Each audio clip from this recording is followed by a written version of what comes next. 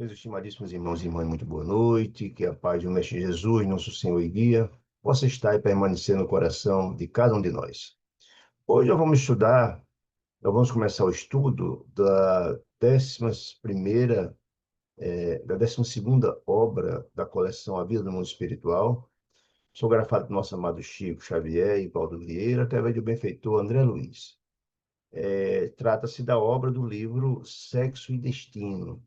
Cabe aqui uma explicação é, de que a gente deixou a obra 10ª e 11ª, ou seja, Evolução em Dois Mundos, e também a obra Mecanismo da Mediunidade, para estudar ao final dessa coleção, que são assuntos muito complexos, muito técnicos, não são assuntos de alguma sorte que facilitam a compreensão do público, é muito mais voltado para os profissionais, ou melhor dizer assim, para os médiuns, etc. Obras importantes, mas cujos conceitos não são muito fáceis de assimilar. Boa parte desses conceitos dos, dos físicos, dos químicos, sempre que exatamente são as informações da ciência do mundo, né? Boa parte deles prêmios Nobel.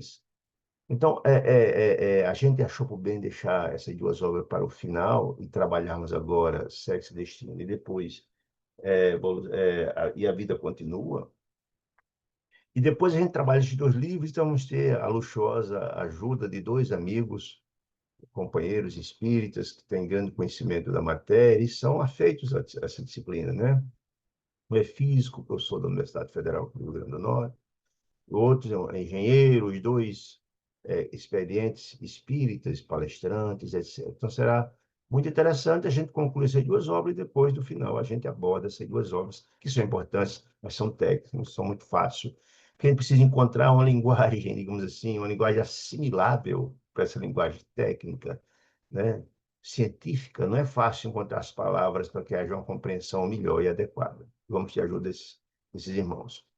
E hoje vamos começar, então, a estudar essa obra Sexo e Destino, que o próprio nome diz, e é muito interessante. É bom entender o seguinte: toda obra espírita aborda o universo da doutrina espírita, as comunicações espirituais, a mediunidade, o problema, o problema das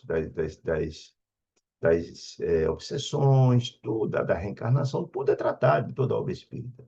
Mas o maravilhoso é que nessa obra, A Vida do Mundo Espiritual, não obstante todo esse assunto fazer parte da esfera dos livros, cada um desses livros ele tem um enfoque principal num tema central, digamos assim, um tema central. Parte dessa didática é importante. Um tema central onde será aprofundado esses conceitos. Nesse, vai ser estudada a questão do sexo e do destino. Sexo como, na verdade, uma manifestação de cada um de nós, se trabalhado com responsabilidade, com amor, com uma forma de procriar e respeito, absolutamente louvável, mas muitas das vezes é praticado com desatino, com crimes, cometimento de crimes gravíssimos. E todo ato que nós sabemos para o bem ou para o mal, elas têm consequências. Nós estudamos isso no livro Ação e Reação. Por isso, sexo e destino, sexo e as consequências desses atos no futuro, para o bem ou para o mal. E essa obra vai mostrar esse universo, né? Nós sabemos que, em face do estágio da humanidade, nós estamos ainda bastante atrasados do ponto de vista da espiritualidade. Trabalhamos o sexo, muitas das vezes, são praticado através do instinto, nossa parte animal, né?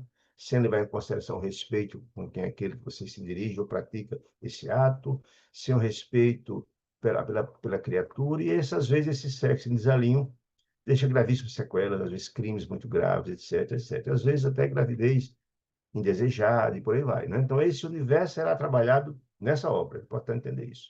Eu sempre gosto de começar qualquer obra, dar uma olhada no prefácio, né? Porque o prefácio é uma espécie de um resumo da obra, uma espécie de um olhar panorâmico, olhar de cima, tem uma compreensão. Nessas obras de André Luiz, especificamente, todas são prefaciadas por Emmanuel, que é uma maravilha, né? Segundo Dona Ivone do Amaral Pereira,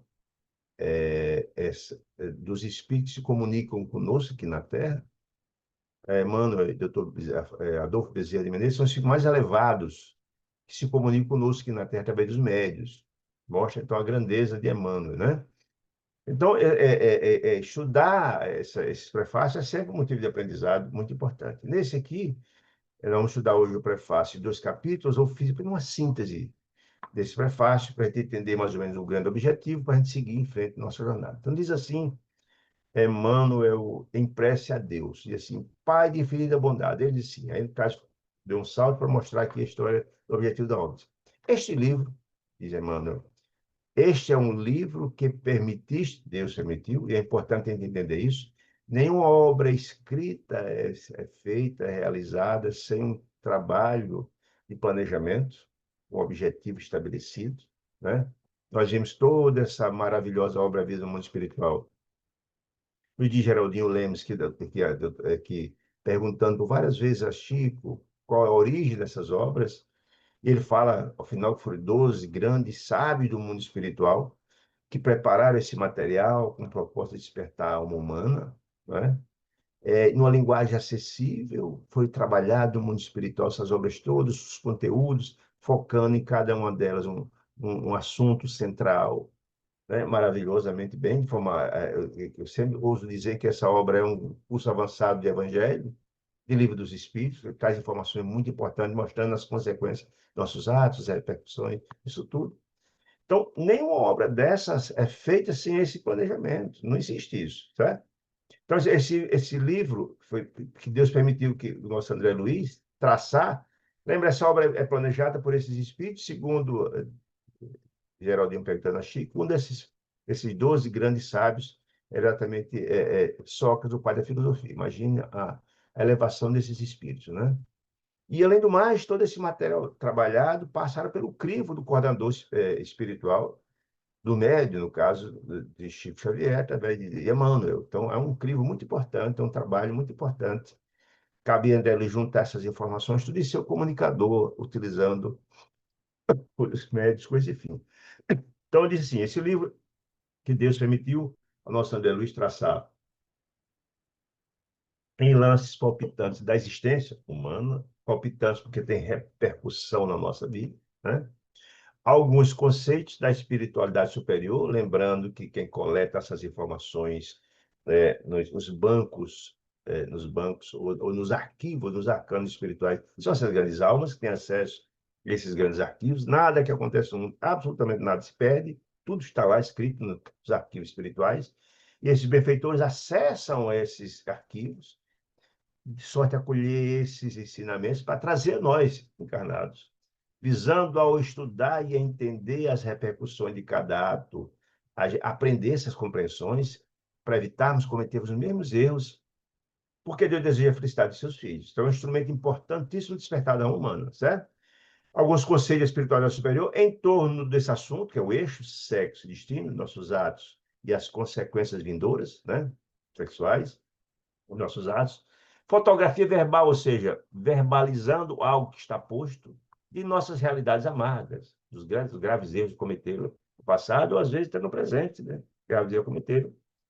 Que misturaram, entremear, significa que misturaram de esperança eterna. Ou seja, o que quer dizer com isso? Aprendemos com nossos erros, né? As realidades amargas, nossos graves erros que cometemos, mas aprende com os erros, a partir das lições, desde que compreendamos nossos erros e visamos reparar nossos erros. Essa é a grande ideia. Este volume, diz Emmanuel, pretende afirmar ainda que se não pode subtrair os culpados às consequências do erro, ou seja, essa obra diz assim, olha, não, se quem comete seus erros, terá que reparar.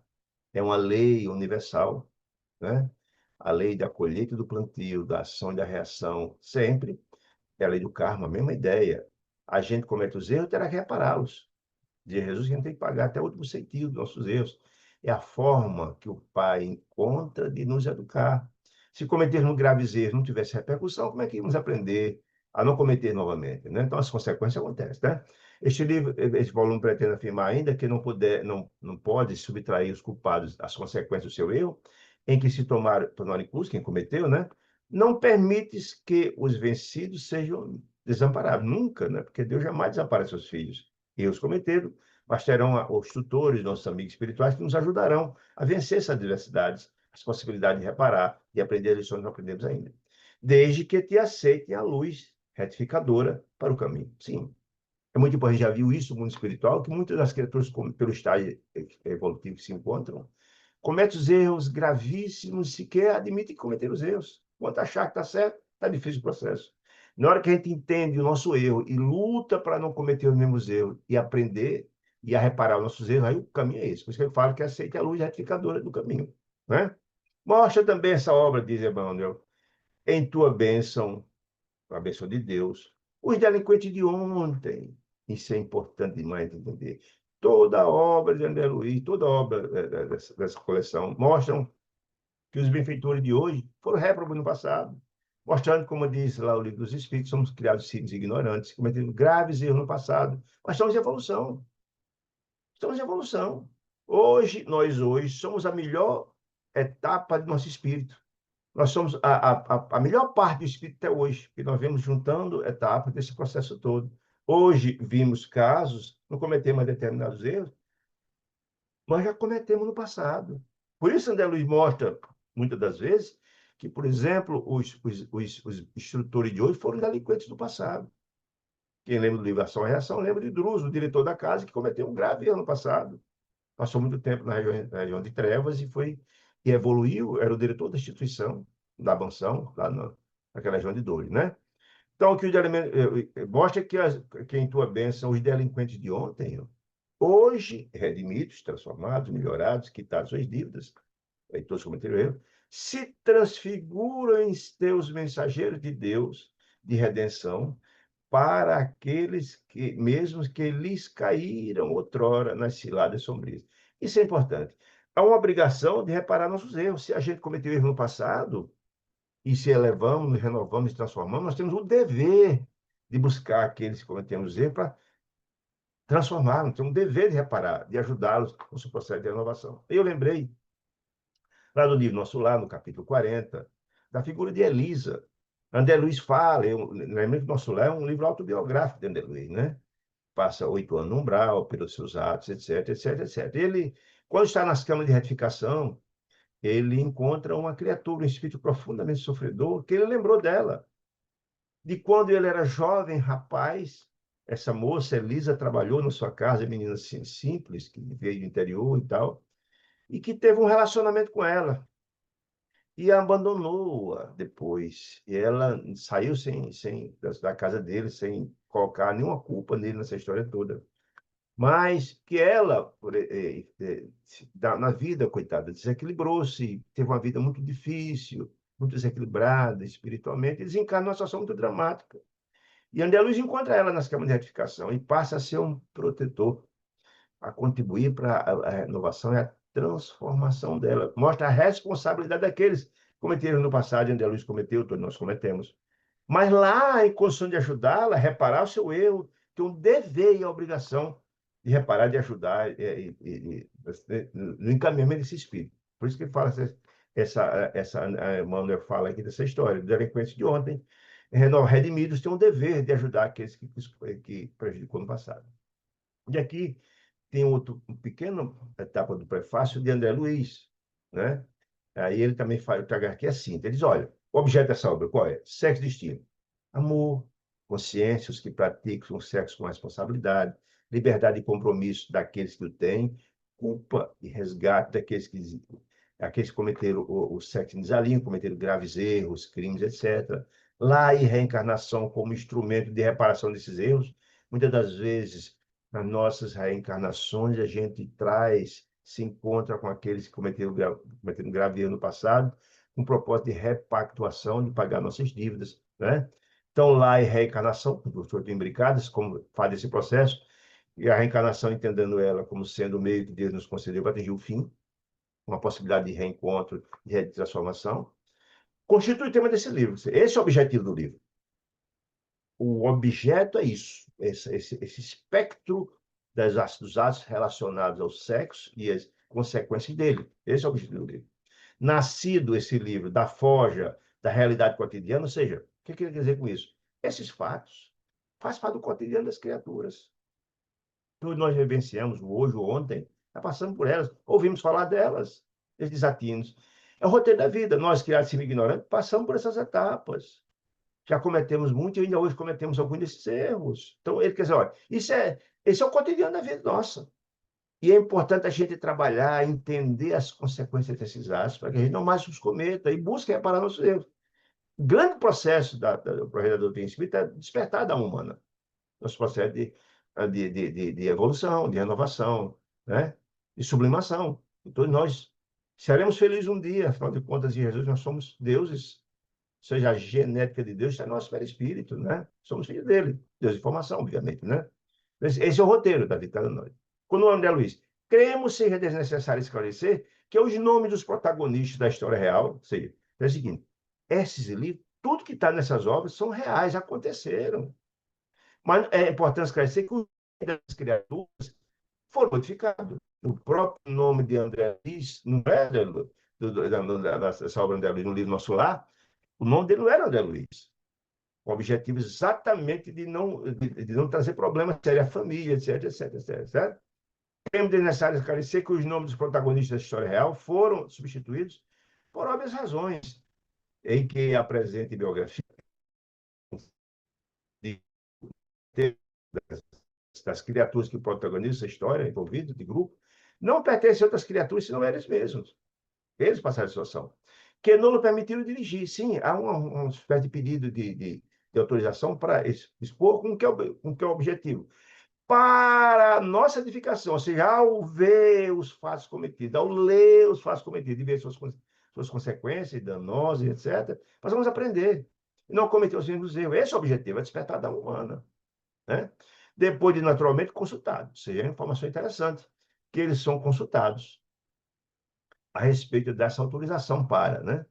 E eu trouxe aqui uma informação interessante que eu me lembrei lá do livro de Dona Ivone do Amaral Pereira, Memória do Suicídio, que é uma obra extraordinária, através do Espírito Camilo Castelo Branco, que diz o seguinte, olha, ela diz, como é que, na verdade, ela diz, olha, todos os livros espíritas são reais.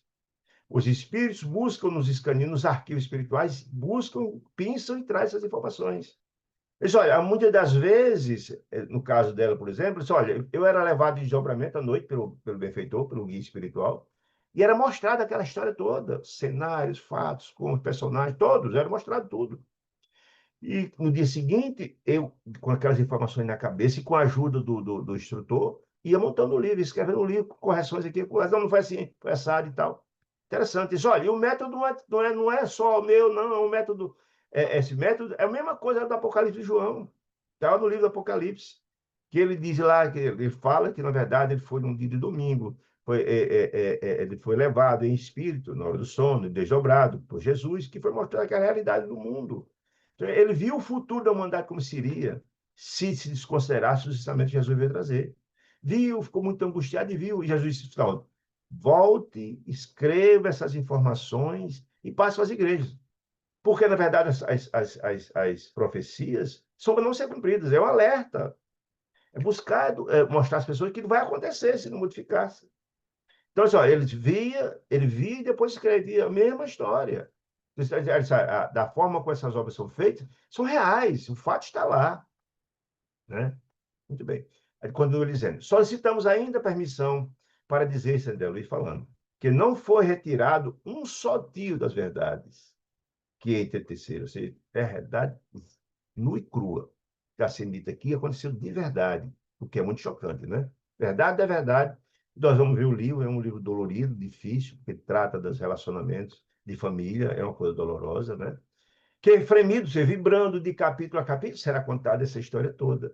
Carrega consigo essa obra em passagens numerosas, à luz de nossas esperanças, que nós sabemos somos espíritos, somos filhos de Deus e seremos felizes um dia, né? E o amargo sabor de nossas lágrimas, que a gente se emociona com essa dor que aconteceu lá nessa história e que a gente se sente no lugar dessas criaturas, vendo essa dor no coração de cada um de nós. Essa obra foi escrita em julho de 63, tá? Portanto, com 102 anos aproximadamente, né? É uma obra interessantíssima. Feito esse preâmbulo, essa síntese do prefácio, vamos então ao capítulo primeiro, né? Diz André Luiz, qual acontece entre os homens, encarnados, nós, no mundo espiritual, que os rodeia, a Terra, né? Sofrimento e expectação, expectativa, esmerilham a alma. Sim, porque o fato que acontece aqui tem repercussões espirituais, nossos atos, dentro da lei de ação e reação, que quando a gente desencarna, vamos encontrar com essa realidade. O bem que a gente fez, os beneficiários estão lá nos esperando, ou o mal que a gente fez, os cobradores estão lá nos esperando. E nossa mente culpada de nossos atos, que nos traz profunda dor. Então, sofrimento e expectação esmerilham a alma, disciplinando, aperfeiçoando, reconstruindo. São os efeitos, causa e efeito, a causa e os efeitos disso. Ou seja, lá, quando chegar no mundo espiritual, teremos a compreensão de nossos atos, teremos efeitos. Os cobradores que vão nos cobrar, os obsessores que vão nos cobrar nossas culpas, nossa própria mente culpada, ou aquele que beneficiamos, que vão nos receber em festa e amor, em gratidão ao bem que você fez, né? Enquanto envergamos a veste física, quando estamos encarnados, habitualmente, imaginamos o paraíso das religiões encravado lá da morte, encravada da morte. Ou seja, está dizendo o seguinte, nas religiões tradicionais, as religiões dogmáticas, que não explicam os fatos e as consequências desses fatos todos, que para muitos deles, dessas religiões, falam, olha, se você dá o dízimo à igreja, se você paga a promessa, se você, na hora de morrer ou antes de confessar, e o padre ou o pastor, seja quem for, absorver você, está tudo quito, você acha que vai dar tudo certo no mundo espiritual. E não funciona assim.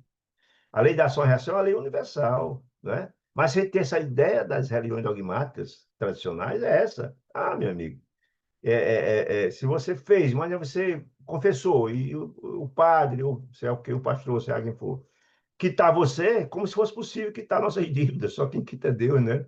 Nós estamos diante dessa situação, Jesus dizia que ele colhe que planta, né? Que ele vai pagar até um sentido, não tem como fugir dessa história. E está dentro do método educativo de Deus, o Pai, Criador. Se cometêssemos graves erros e não tivesse repercussão para cada um de nós, como é que nós íamos, nos íamos entender a importância de praticar de novo? Já que não aconteceu nenhuma consequência, eu faço de novo. Não, a metodologia de Deus não é essa, né? Se você cometeu seus erros, vai reparar seus erros, né? E aprender as lições que não aprenderam ainda. Essa é a finalidade da reencarnação, é aprender as lições que não aprendemos antes e quitar nossas dívidas do passado, provas e expiações, né? Sonhamos, ele está contando a história das leis tradicionais, quer dizer, que o paraíso, que todo mundo acha que vai ter o paraíso, não obstante os erros cometeram, mas pagou dízimo, doou tanto a igreja A, B ou C, acho que está resolvido o problema, como se fosse possível comprar a salvação, a felicidade. Não é possível assim. Sonhamos o apaziguamento integral do sentido. Ele acha que isso é possível. Morreu, virou santo. Isso é um erro grave, né? O acesso à alegria inefável. Os benefícios do mundo espiritual, que anestesia as lembranças convertidas em chaga mental. Você cometeu graves erros, cometeu graves crimes, etc. Mas quitou, pagou, está tudo certo, acha que vai chegar lá, não vai encontrar. Não, aquelas lembranças do erro que você cometeu, vai estar tudo perdoado. Não funciona assim. No entanto, disse ele, atravessando a fronteira da cinza e da morte, eis-nos erguidos à responsabilidade inevitável. Você vai se defrontar com essas realidades. Nada se apaga, está tudo na sua mente aqui, ó. E a mente é o tribunal mais inclemente de todos, todos. Os nossos erros e acertos são tudo na memória. Nada foge, nada, absolutamente nada. Né? Responsabilidade adiar ante o reencontro com a própria consciência. Nada some. E a nossa consciência culpada roga ao Pai as possibilidades de voltarmos aqui para encontrarmos aqueles com os quais nos entendemos no passado, cometemos crimes, etc., de forma de repacificarmos. Porque não há felicidade com ódio. Não. Perdão é fundamental em nossas vidas. Absolutamente fundamental. E para isso não tem que repactuar. E por que essa repactuação é feita no mundo espiritual? Alguém podia perguntar. Porque dificilmente vamos para o mesmo lugar. Se alguém cometeu um grave crime contra você, provavelmente ele está num estágio evolutivo diferente. E provavelmente vai, quando for para o mundo espiritual, que tudo é sintonia, você vai para o mundo compatível com o seu estágio espiritual. Você é atraído para o mundo das pessoas que pensam, agem conforme você. Né? Então, dificilmente se encontraria no mundo espiritual. E se encontrar, você vai lembrar de tudo que aconteceu. Dificilmente, se for um caso grave, vai perdoar aquela criatura lembrando de tudo. Né? Por isso a reencarnação é fundamental. Quando a gente reencarna, a gente esquece esse passado. Ou seja, é apagada a memória temporariamente, quando você está aqui, exatamente com essa finalidade, é a sabedoria sublime de Deus, que é um esquecimento temporário, e faz reencarnarmos juntos para que você possa transformar esse elo de ódio em aliança de amor, um processo de convívio e etc. Imagine a mãe e o filho se troca de energia no âmago, dependendo da alimentação através do umbigo, ou quando nasce através do conchego junto à concha do seio, sugando leite. Então, esses elos vão sendo reconstruídos, né? A importância. Então, a vida humana, disse ele, continuasse naturalmente no além, que nós somos espíritos eternos. Só morre o corpo de carne, que é perecível, como uma calça, uma roupa que fica rota, é imprestável. Cumprir a missão, volta o mundo espiritual, o espírito eterno, por nossa jornada. A vida na Terra aqui é um pequeno retrato, pequeno lapso de tempo na eternidade, certo? É, é... No entanto, na fronteira das cinzas, eis a responsabilidade inevitável, ante a inconsciência. Uma vida humana continuar naturalmente no além, assume assim a forma de partida em dois tempos distintos. O que quer dizer com isso, gente? A gente vive dois processos de partida. Quando estamos no mundo espiritual e há o planejamento para a reencarnação, você parte de lá, onde é a nossa morada eterna, para cá, mergulha na carne, para vivenciar uma programação, vivenciar toda uma programação espiritual, todo um trabalho que fora planejado. Todos nós temos isso. Ninguém vem para cá por acaso. Não, eu entrei na fila para reencarnar. Não funciona assim, não. Quem lê o livro do Mensageiro vai saber que não funciona assim. Nós temos um mapa reencarnatório. Com quem vamos encontrar, o que vamos fazer, e etc. Quais nossas missões, né? É isso. Né? E é uma reengenharia espiritual extraordinária. Buscar aquelas criaturas que nos entendemos, se está encarnado, se está desencarnado, esperar. Um está no umbral, outro está não sei aonde. Até essa turma ter condições de se encarnar junto, não é uma coisa fácil. Por isso que Jesus falava, nos aconselhava a repactuar, se ou perdoar que eles estão, cometemos erros, enquanto estamos aqui encarnados. Porque se repactuarmos aqui, queimamos a etapa importante. Se não, se voltarmos para o mundo espiritual sem esse reencontro, sem essa repactuação, sem esse perdão, vai ser uma luta até encontrarmos de novo, poderá demorar séculos, décadas. Quem lembra do livro Ação e Reação vai lembrar a história de Druso, que reencarnou a pessoa que ele matou, foi para uma região umbralina, e ele, na região de trevas, e demora quase um século para encontrar, ter condições de reencarnar de novo, né? Então, é um processo complexo, né? Muito bem. Então, ele fala que é em dois tempos, a forma em dois tempos, que você reencarna e depois desencarna, então é um processo. E é interessante que esse processo de encarnação e reencarnação, você encarna para cumprir a missão e volta para prestar conta. Reencarna é como a matrícula na escola da vida. A matrícula na escola se matricula, no final você vai voltar para casa com um boletim para mostrar se teve notas boas ou ruins, se foi aprovado ou não foi aprovado. As matérias que foi aprovado, volta de novo. É assim. A reencarnação é um meio para atingir o fim que Deus nos concede nesse processo educativo extraordinário. Fim esse que é a felicidade. Né? Tem dois tempos. Da reencarnação, do retorno para lá e volta, em dois tempos. Né? Diferem campos e vestimentas. Sim, os campos do mundo espiritual e material, e o campo material nosso aqui, as vestimentas. Aqui nós temos o corpo de carne e o espírito, e lá só o perispírito. Né? Entretanto, a luta da personalidade é a mesma. Espírito é até um só, encarnado ou desencarnado. É a mesma da personalidade, de um renascimento a outro. Você renasce e volta para lá, e volta de novo para a nossa jornada. Afigurando esse laborioso prélio, combate, precifica o combate, em duas fases, de encarnado ou desencarnado. Você vem com a missão, aquele que cumpriu, não cumpriu, chama no mundo espiritual, você vai verificar o cumpriu, não cumpriu, vai ser reciclado para voltar de novo para a luta. É assim que funciona. Já vimos isso no livro Mensageiros. Né? Duas fases. É o avesso e o reverso. As duas faces do processo. O berço inicia, quando você reencarna, e o túmulo desdobra. Volta, vai e volta. E há similaridades, é interessante isso. Encarnar ou reencarnar poderá ser fácil, difícil, doloroso ou feliz, depende do estado de espírito. Lá no livro Francisco de Assis, mostra que ele reencarna, ele estava no âmago da mãe, ainda que ela tinha concebido, ele estava desenvolvendo o corpo, e o espírito estava trabalhando. Depende do estado de espírito. E hoje passa um processo absolutamente complicado de reencarnação ou desencarnação, depende do estágio. É fruto de entidades infelizes ou felizes que ajudam ou não ajudam. Tudo faz parte do processo evolutivo. Né? Então, há similaridade entre eles. Todas essas observações, então, aí, entre parênteses, são nossas aqui. Com raríssimas exceções, o espírito mais elevado, e na regra, somente a reencarnação consegue transfigurar-nos, se transformarmos.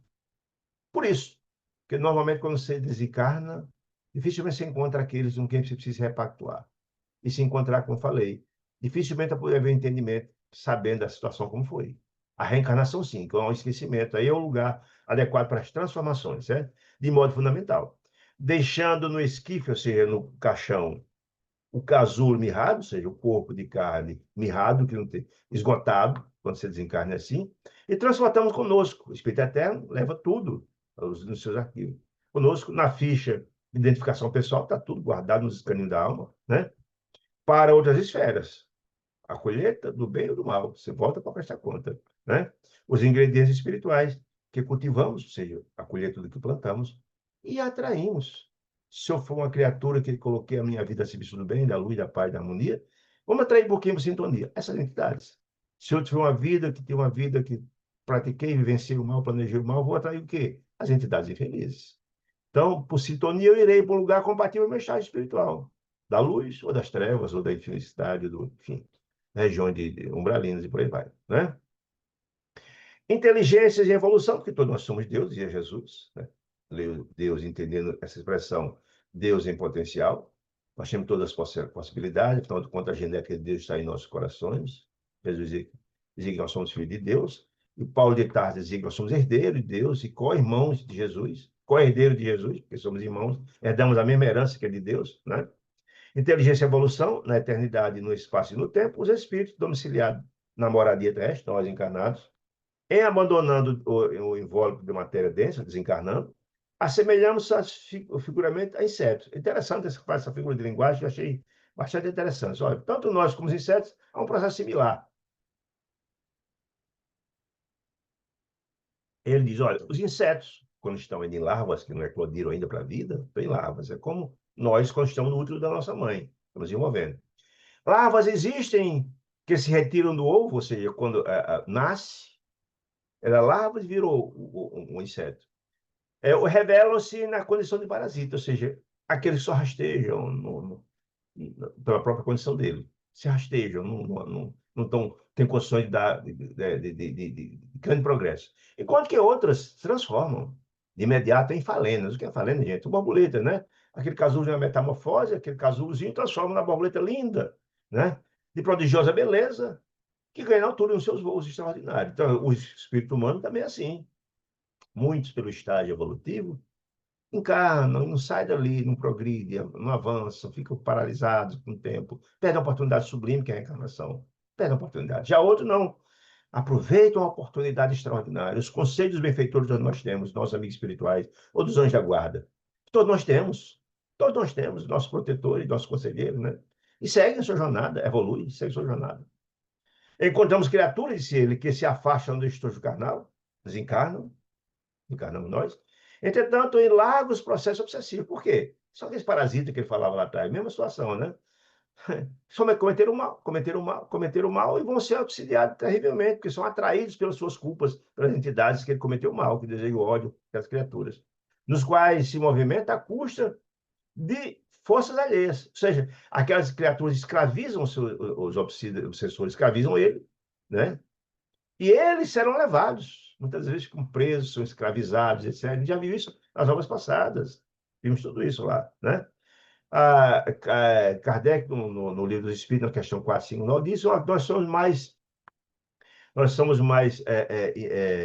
mais, digamos assim, influenciados pelos Espíritos que imaginamos. Muitas vezes somos guiados por eles, somos dominados por eles.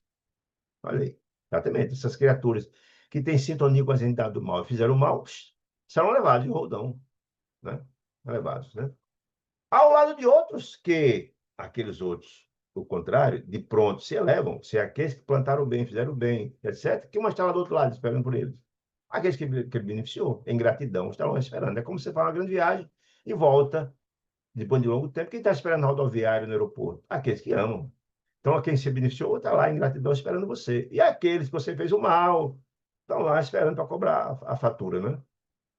E outros que depois se elevam, aprimorados e belas, a planos superiores da evolução, como as borboletas que está falando, né? Que, na verdade, todos nós, como nos encarnamos, passamos pelo umbral. Isso é fato, porque o umbral fica colado aqui à Terra. Mas só fica no umbral quem tem sintonia com aquele ambiente. Quem não tem, não tem sintonia com aquele ambiente, passam, porque estão aqui logo depois da Terra, e segue sua jornada até ter acesso aos mundos mais felizes, né? Já vimos isso no estudo das obras anteriores. E entre os que se agarram profundamente nas sensações de natureza física, e aí o sexo entra muito nessa importância, essa e outras questões, né? Que na verdade pratica o sexo de forma animal, apenas com instinto e não com sentimento, às vezes praticando gravíssimos erros, cometendo crimes, mortes, etc., estupro e por aí vai, né? Os que se agarram entre fundamentais sensações de natureza física e as que conquistam a sublime ascensão para estágios edificantes, que sublimam seus atos, praticam o amor, a simples e generosa a função do sexo, por exemplo, na procriação e uma consolidação do amor, a troca de energias celestiais, né? São para edificantes, no grande além, surge a gama infinita de posições e graduações. Sim, cada um está no estágio com que você, entre código e planta. Se alguém fez um mal relativo, vai para a região do umbral. O mais grave fica na região intermediária, a gente já visto no Brilho da Vida Eterna. E aqueles que cometeram gravíssimos erros deliberadamente, planejados, etc., vão lá para a região de trevas, de dores, sofrimentos até muito grandes, né? Terríveis. Vimos isso no livro Ação e Reação, né? Ou aqueles que têm uma vida razoavelmente boa, etc., cometeram atos bem, vão para uma colônia espiritual no estágio que eles se encontram. Mas se você fez um trabalho muito mais evoluído, vai para uma colônia mais elevada, uma mediana. E se você for uma grande, extraordinária alma, foi um grande trabalho, vai para um lugar compatível com o seu estágio. Então, essas gradações existem. Isso é que é importante te entender, né? Emergir na espiritualidade, se você desencarna, chegando, desembarcando de volta, né, na espiritualidade, né? Emergir na espiritualidade, após a desencarnação, sofremos, a princípio, o desencanto de todos os que esperavam o céu teológico fácil de granjear. Ou seja, aquele que tem uma ideia das igrejas, que as igrejas propagam, é, materialistas, aquela ideia das igrejas dogmáticas, do céu, a ideia do céu e a ideia do inferno eterno, ou de que você cometeu graves erros, mas pagou o dízimo, foi perdoado pelo padre na hora da desencarnação, algo dessa natureza, e acha que vai ir para o céu direto, assim for dar constatação, defrontar constatação difícil. Eu lembro aqui, quem tiver curiosidade, dê uma olhada no livro, no capítulo 7 do livro Obreiro da Vida Eterna, que fala do padre Domênico. Ele achava, pelo fato de ter sido padre, ele ia para o céu quando desencarnasse. Só que ele cometeu gravíssimos erros na sua vida como padre. Estupros, etc, etc, etc. Mas ele, inclusive, foi assassinado por alguém, um esposo que ele estuprou a esposa dele, né?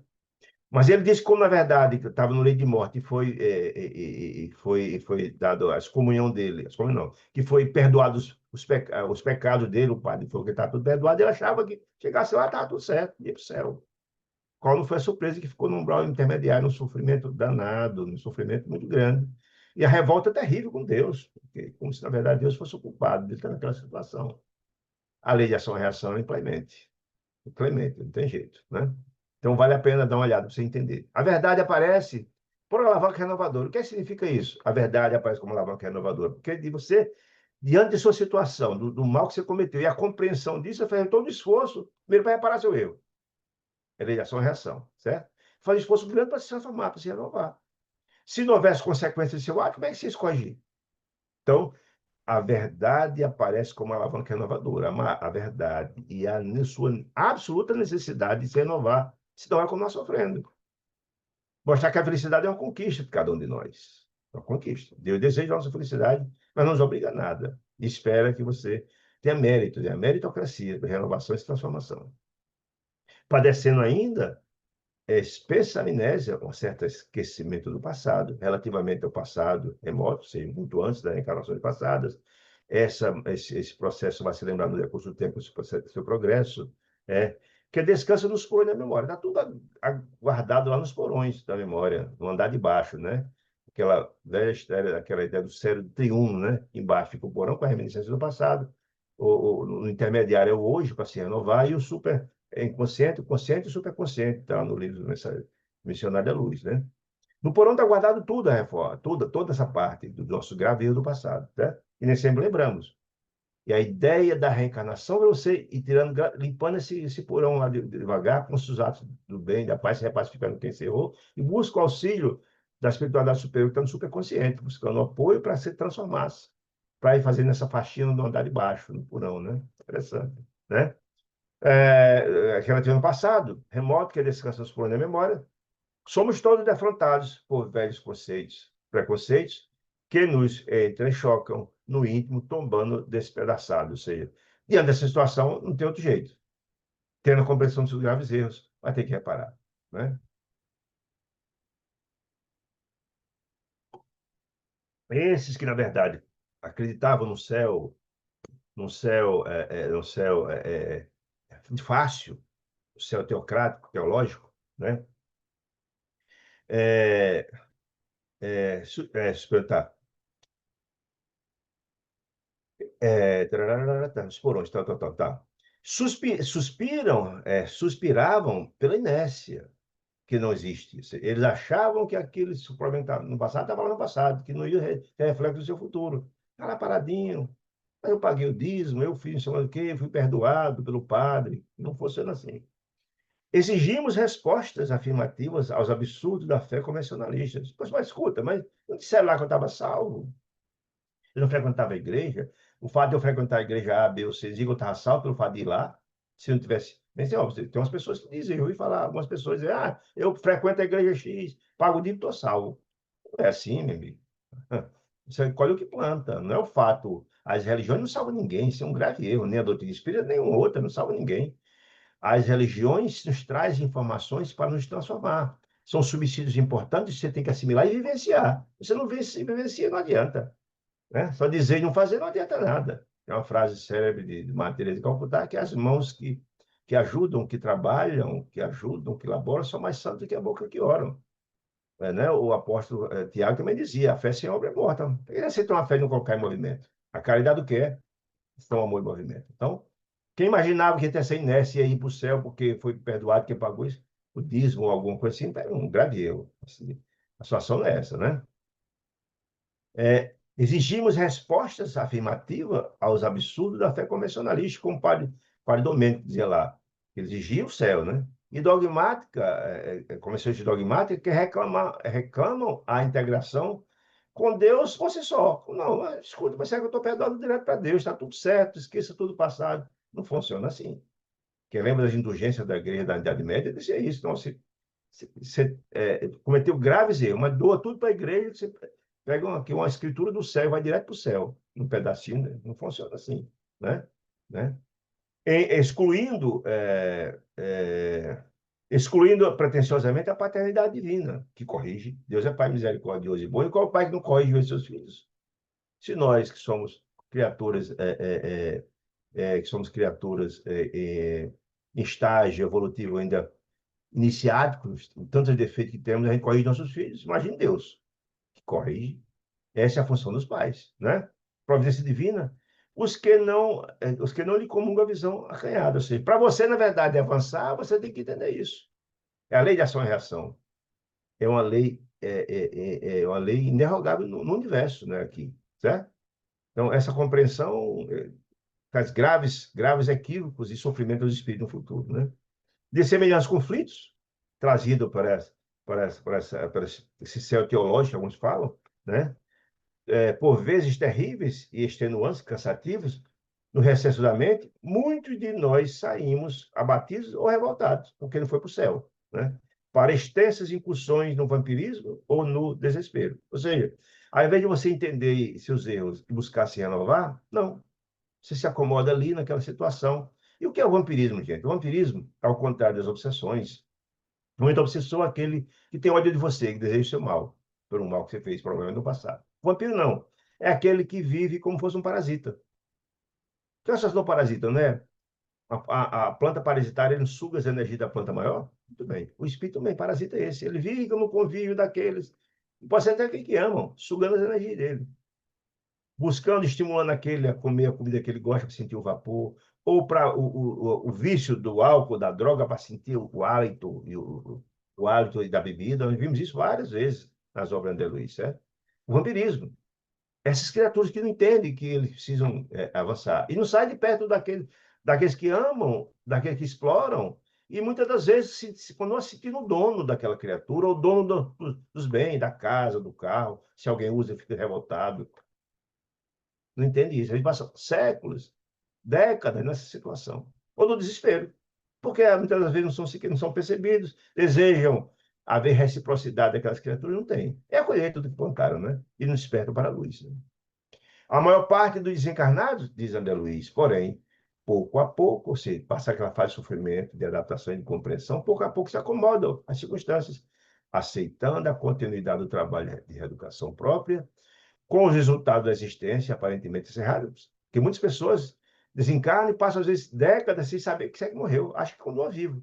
Porque não morreu o espírito. Achava que quando a morte morreu, o espírito não estava, continuava vivo, sentindo as mesmas coisas que sentia antes, né?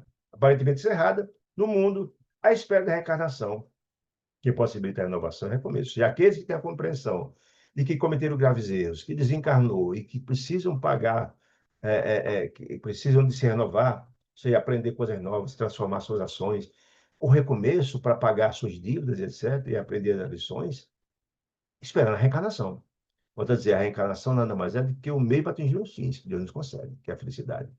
Essas ponderações afogueavam o pensamento. Tudo André Luiz está fazendo um levantamento aqui, tudinho, para ele está fazendo esse floreio todinho, mostrando na lei de ação e reação de novo, as consequências, etc., como é que o comportamento da desencarna de um jeito ou de outro, para contar um fato real. Contar um fato real que vai ilustrar essa situação. Não especificamente e diretamente daquele que cometeu o erro, diretamente, que isso já foi abordado nas outras obras. Ação-reação fala de várias dessas questões do erro que se cometeu e as repercussões no vindouro. Não. Ele está trazendo dessa forma repercussão em terceiros, que amam aqueles que sofrem por essas situações, mostrando que o espectro é mais longo, é maior do que se imagina. Não é só aquela criatura que cometeu um erro que vai sofrer, não. Aqueles que o amam também. Haverá consequência. Né? Isso é interessante, isso. Né? Essas ponderações afogueavam meu pensamento, reparando a tristeza e o cansaço do amigo Pedro Neves, que é uma figura importante para a gente entender. É o caso de Pedro Neves, devotado, servidor do Ministério do Auxílio. Lembra? Que lá em nosso lar tem 6 ministérios, o Ministério do Auxílio é um dos ministérios. E ele era um trabalhador do Ministério do Auxílio há 40 anos, está desencarnado há 40 anos, com longa experiência, certo? Mesmo assim, sofrendo grandes dores e sofrimento pela dor dos seus parentes. Você vai contar aqui a história. Partilhando expedições arrojadas, quem? Pedro Neves. Arrojadas e valorosas em atividade benemérita, era um trabalhador que de socorro a entidades sofredoras, no umbral, etc. Trabalho, um largo trabalho de experiência que tinha.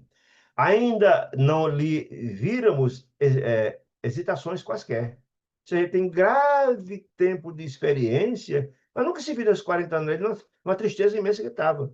Desesperado, triste, uma agonia danada. Veterano, você não era o que está começando agora, não, uma experiência larga de trabalho, de serviço ao próximo. Veterano, com muita experiência. De empreendimento socorrista, a sofredores e angustiados, etc., jamais mostrava desânimo e fraqueza. Nunca se tem visto isso. Ele, nos 40 anos, estava lá. Por mais o preço que se lhe evidenciasse o peso dos compromissos e obrigações. Por mais que ele tratasse e socorresse espírito em profundo sofrimento, nunca virei ele abatido. Estava sempre lá, fazia o trabalho dele. Uma coisa é você trabalhar a dor alheia, você vai lá com o propósito de ajudar, você não tem participação naquilo. Assim, você não tem responsabilidade direta pela dor daquela criatura. Você dá lá para ajudar. Você vem de fora para praticar caridade. Essa é uma coisa. Ele está mostrando agora um outro lado da história. Né? Muito bem, isso está certo. Veterano. Aí ele explica por quê. Foi advogado, na última encarnação dele, foi advogado, caracteriza por extrema lucidez. O advogado, pela sua visão de mundo, e acostumado a ver os dramas dos outros, levar a justiça, aquelas questões, passa a ter uma certa experiência de como trabalhar isso, conciliar, ajudar, etc. Né? Por advogado e tal, né? Caracterizava-se pela extrema lucidez, em função desse processo passado e pela experiência de 30 anos, de 40 anos lá, né? No exame dos problemas que as eventualidades do caminho apresentassem, ou seja, as dores daquelas criaturas que ele assistia no trabalho de socorro, via muitos, mas sempre dava um jeito de, no trabalho de caridade, prestar àquelas criaturas a melhor assistência caridade e amor, né? Mas era diferente, ele não sentia, ele não foi participativo, na verdade, ele não teve a ver com a dor daquelas criaturas. É alguém que vem de fora, vê a dor e busca socorrer. Sempre denotado e humilde, era uma característica dele, mostrou certa evolução. Agora, porém, anunciava sensíveis alterações no comportamento, ou seja, alguma coisa grave aconteceu. E Pedro, que é essa pessoa com 40 anos de experiência de socorro no mundo espiritual, com a experiência de advogado encarnado, 40 anos de trabalho equilibrado, mas ultimamente ele está modificado. Alguma coisa grave aconteceu, e André Luiz ficou intrigado. Mas lembra que André Luiz primeiro mostrou lá, no começo do capítulo, as consequências, da lei de ação e reação, etc., etc., envolvendo a questão da parte do sexo. Pelo agora trazer um caso em especial para a gente entender. Soubera em breve, André Luiz que soube, ouviu falar que Pedro Neves em breve encargo na esfera física, ou seja, trabalhar e ajudar e socorrer alguém encarnado para atender de modo mais direto a necessidade de ordem familiar. Esse é o problema. Quando se atende as pessoas que têm uma ligação direta, é uma coisa. Quando se atende os seus entes amados, você vê em sofrimento e angústia, é outra história. Até porque tem ainda mais, além de você ver o sofrimento da sua família e a angústia da sua família, você se toca. Ao mesmo tempo que você fica se pensar, poxa, eu podia ter feito mais, podia ter feito diferente. Há um sentimento dessa natureza também. Complicado, né? Cuja extensão de ordem familiar, cuja extensão e natureza não me houvera sido possível perceber. Só teve a notícia, né, Luiz, que ele estava no trabalho na terra em assistência à família, socorro. Mas não sabia a natureza dele, que trabalho era esse. E ele ali foi investigar, para contar para a gente, para que seja útil para nosso aprendizado, né? Desde então, desde que ele começou o trabalho com a família, fugindo toda a característica de tranquilidade e equilíbrio, mostra arredio e desencantado. Mudou completamente, mudou muito a forma de agir dele, copiando o feitio de companheiro recém-chegado na Terra. Sempre quando você desencarna e chega no espiritual, vê a realidade nova, bate um certo desespero, um desequilíbrio, até você entender. Aí, André Luiz, ele está parecendo alguém que desencarnou agora e chegou perturbado no mundo espiritual. Veja como se mexeu com ele, né? Isolava-se, não era comum, em fundo da reflexão, ficar sozinho, isolado, fugir da conversação fraterna com os amigos, não queria particularizar, não queria socializar o problema para ninguém, queixava-se disso ou daquilo. A pessoa reclamar daquilo, que ele não vai fazer isso. Ao contrário, um cara pacificador, tranquilo. A pessoa se queixar daquilo, qualquer coisa, nervoso, desequilibrado, certo? Mostrando inquieto, né?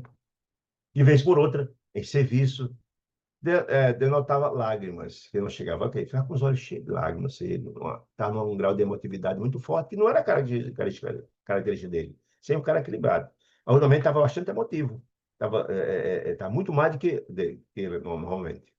Ninguém ousava sondar-lhe, ninguém tinha coragem de falar com ele sobre esse assunto, o sofrimento. Tal a fibra moral em que se lhe exprimia as atitudes. Vocês todos curtiam ele como modelo, aquele cara que está 40 anos trabalhando, com experiência danada. As pessoas tinham receio de falar com ele. Ele tinha uma autoridade moral muito grande, todo mundo respeitava profundamente ele, um trabalhador de escola, né? Provocando, porém, algumas horas de desafogo, ou seja, ele, depois da folga do trabalho, num banco de jardim, sentou lá de colar, ele, só ele, com seus problemas, né? E André Luiz, então eu busquei, André Luiz, sensibilização, busquei, amigo, lançá-lo, a extroversão. André Luiz sentou do lado dele num banco, começou a conversar com ele. Eu, ninguém tinha coragem, ele foi lá e fez isso. Aí André Luiz, como estratégia, começou a contar, olha, eu tive muitas dificuldades que me preocupavam. André Luiz, sobre ele. Referi-me ao descendência, uma esposa, família, filho, etc., que a deixaram no mundo, da mesma encarnação. André Luiz contando a situação dele, para ver se ele conseguisse tocar e abrir. Deixando no mundo. E as inquietações que me causaram. E vocês lembram, quem leu o livro Nosso Lar, vai lembrar, no último capítulo Nosso Lar, quando André Luiz teve permissão para voltar à casa dele, no Rio de Janeiro, de vir Nosso Lar, depois de 11 anos de desencarnado, ele teve permissão para vir. Teve um choque muito grande. A esposa casou de novo, não lembrava mais dele, a fotografia dele não existia mais, e ela proibia perentoriamente que falasse o nome dele em casa. Não tinha nenhuma ligação com ele mais, não pensava nele, porque se você vive uma vida com uma pessoa, acabou, a criatura morreu, O que traz bálsamo ao coração dos espíritos é alguém lembrar, fazer uma prece, carinho, etc. Independente se você está casado ou não, acabou o casamento, mas quando não respeito pelaquela criatura, né? E não acabou, né? Se a pessoa desencarnou, fizeram uma família juntos, mas, olha, uma importante, boa. Mas André Luiz, quem leu o livro Nosso Lar, quem viu o filme Nosso Lar, lembra que André Luiz sofria muito. Eu chegava prece para ele, ninguém lembrava dele. Olha que drama, você ter filhos, família, esposa, irmãos, pais, etc. Ninguém lembrar de você, não há prece sequer. Isso é dramático. Você, em tese, você não significa para aquelas pessoas nada, não deixou uma marca de luz no coração daquelas criaturas, né? Então, André Luiz, com toda a dificuldade dele, da família, as inquietações que André Luiz passou, para sentir a tristeza, André Luiz sentiu a tristeza de Pedro, né? A presença de lutas domésticas. Ele sentiu que a origem do problema de Pedro era essa luta doméstica. Por isso que André Luiz contou a situação dele. Para sensibilizar ele abria o coração. Esse é um aspecto de catarse, né? Para sentir a tristeza, a presença de lutas domésticas. Ali torturaram a alma. Não sabia qual era, mas torturaram. Quais ulcerações em recidiva, ou seja, em recaída. Você tem uma úlcera, fica bom, mas depois ela volta. Como se fosse alguma coisa assim, né? Sarou, mas de repente eclodiu de novo. E não me enganei. Depois de contar a história dele, ele abriu o coração. Um amigo absorveu a isca, ou seja, a estratégia de Luiz foi exitosa, contando a situação dele, e ele se achou, sentiu a vontade para conversar com o André Luiz. Então, se o Aisca, efetivamente, ele desenovelou os sentimentos. A princípio, falou vagamente das apreensões, que ele assomava o espírito agoniado. As apreensões de forma genérica, né? Aspirava a esquecer, aliar-se, esquecer o passado, as dores do passado, como se fosse possível. Está tudo registrado, né? No entanto, a retaguarda familiar do mundo lhe infligia dolorosas lembranças, reminiscências difíceis de se extirpar. Lembranças do passado remoto e também depois que ele desencarnou. Os fatos aconteceram depois da desencarnação dele. E aí André Luiz fez uma pergunta para Tissaú, para uma nova isca. É a esposa, meu amigo, que ele aflige tanto assim? Aventurei preocupação, procurando localizar a carnição da mágoa, ou seja, o centro dessa dor, né? Que ele abria as comportas do pranto silencioso. De repente, ele chorava por dentro, digamos assim, né? Se é a esposa que está lhe perturbando. Pedro fitou com a postura dolorida de um cão abatido, de um cão batido, e respondeu: há momentos, André, disse Pedro, os quais será preciso biografar, você contar a minha história, contar a história, ainda que superficialmente, em detalhes, para vasculhar o pretérito, o passado, e extrair dele a verdade, somente a verdade. Ou seja, precisa contar essa história, para você entender a verdade e o que nos magoou profundamente. Meditou, algo sufocado por instantes, e prosseguiu. Não sou homem, disse Pedro, de me deixar governar por sentimentalismo. Ele sempre foi um cara equilibrado no trabalho, 40 anos de experiência, etc.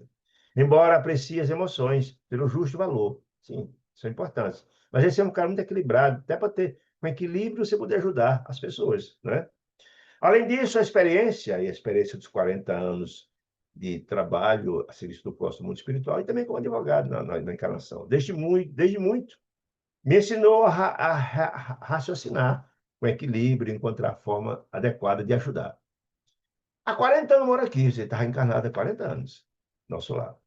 E há quase 40 anos, a esposa compeliu-me a absurdo desinteresse no coração. Ou seja, ele desencarnou há 40 anos e desde que ele morreu, a esposa não passou a ter com ele nenhuma afeição, uma prece, uma lembrança, um carinho, etc, etc, etc. Isso magoou, é uma dor profunda. André Luiz dizia isso também no livro, no filme, né?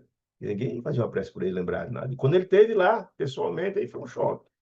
A esposa não lembrava, proibia que falasse o nome dele e tudo, e os filhos também. Só uma filha de André Luiz pensava nele. Está no livro, está no livro, está no filme. Só uma. O resto ninguém pensava mais nele, coisa nenhuma. Isso era uma dor profunda. Poxa, onde é que eu falhei? Tem tanto amor e etc. E é isso que eu recebo. Isso é uma dor profunda. Aí, exatamente o que Pedro disse: olha, 40 anos encarnei, 40 dor que ela desinteresse total, não faz uma prece, não lembra de mim, nada. Deixei quando a mocidade das energias físicas ele estuava no sangue de Enedina, que era a esposa dele. compreensivelmente. Ou seja, ela era jovem, ele morreu, ela muito jovem, buscou tocar a vida dela, mas esquecer, a dor foi essa, né? Não pôde, não pôde ela sustentar-se à distância das exigências femininas. Tinha que cuidar da família, enfim, tinha suas necessidades, seus desejos, enfim. E prosseguiu esclarecendo que a ela se consociar a outro homem, casou. E ele entendia isso, era jovem, certo? O problema não era esse, em tese, ele ter casado. Foi não lembrar de nada dele, apagou da memória. No segundo casamento, entregando seus 3 filhos por enteados. Ele era casado com a Enedina e teve 3 filhos. Então, esse novo companheiro dela recebeu os 3 filhos por enteados. Tá, mas o que aconteceu com esse drama todo? Já que eles que casou, ele entende. Que ele ficou muito triste, que ela não lembrava mais de nada da vida dele. Os momentos que passaram, os momentos da criação dos 3 filhos, por aí. Esse novo marido, entretanto, arredou-a completamente da sua convivência espiritual. Ou seja, apagou praticamente a presença dele, Pedro, na vida dela, como se não tivesse acontecido nada, apagou simplesmente. Isso era a tristeza dele. Ele queria continuar ajudando ela, enfim, até ele, se fosse o caso, mas ela não aceitava. Porque sabe que para que haja o contato espiritual, a necessidade de ter sintonia. Se você não age em conformidade, não tem nenhum sentimento de beleza, de bondade, etc., afasta. Não há sintonia. Você pensa uma coisa, outra pensa outra. Não tem como chegar, né? O amigo espiritual, a gente tenta nos ajudar. Às vezes, a gente não ajuda o amigo espiritual, porque ele pensa tão diferentemente dele que não deixa de se aproximar e nem assimilando as informações deles. O que quer dizer, né? Muito bem. Este novo marido, entretanto, arredou completamente a convivência espiritual. Homem ambicioso, olha aí. Completamente diferente dele, Pedro, que era um homem generoso, bom e tal. Esse era ambicioso. Senhoreou os cabedais que ele juntaram. Ou seja, todo o patrimônio que ele tinha com o advogado, tinha um patrimônio bem importante, ele tomou posse de tudo no marido dela. Tudo que tinha, ele tomou conta de tudo, logrando multiplicar esse patrimônio que ele tinha imensamente, a força de astúcia, olha aí. Astúcia em arrojadas empresas comerciais, usando de alguma certa desonestidade, quer dizer isso, né? Diferente dele. Ele passou valores para a esposa, valores para os filhos, e esse cara destruiu esses valores que passou na formação dos filhos da própria esposa. É isso que quer dizer.